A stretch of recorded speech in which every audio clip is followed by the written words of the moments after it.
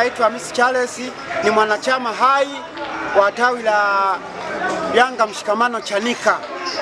Mimi najivunia na kutembea kifua mbele. Kwanza nina uongozi uliosimama na una profaili la mpira. Hilo ndo linanifariji. Hata kama timu inakosea, kabla wanachama tujalalamika, yani uongozi unafanya keep change pale pale na mambo yanaenda vizuri. Sasa rai yangu, nawapa salamu wana Msimbazi. Leo nimepiga mazoezi. Tarehe 1 saa 2:15 kuna meli inazama na watu wakiwemo, na siku hiyo zitavunjika ndoa za watu. Yanga hana maneno, Yanga mpira chini kwenye football. Ndio maana afisa habari Ali Kamwe anasema mpira sio chumbani, mpira kwenye pichi. Kwa sababu maneno kwa sasa tumetoka zama za zamani, mzee wangu. Na ndio maana zamani Yanga alikuwa anakosea nafungwa na wanafungwa sijui ngapi, wachezaji waeleweki, tukakaa chini. Unakumbuka mheshimiwa mwandishi wa habari, tulikuwa tunavua kofia tunachangishana, mwenye 100 mwenye 200, lakini tukasema hizi zama tutaenda nazo mpaka lini? Tukakaa chini tukasema hapa tuvunje kibubu au tuvunje sanduku, tuwalete vijana wanaojua mpira. Injinia Elisi Arafati na uongozi wake.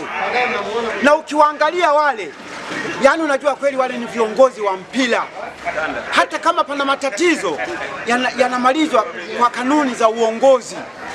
Na ndio maana sasa hivi hata mimi unavyoongea na mimi Hamisi Charles, mwanachama hai wa tawi la Yanga Mshikamano, viongozi wametuletea salamu ya kuwa kwamba unavyomuona Pakoma anafanya vizuri, tofali lifanye kazi. Na kweli tofali, na mpaka sasa hivi spidi tulionayo sisi hatuigizi mheshimiwa, tuko live.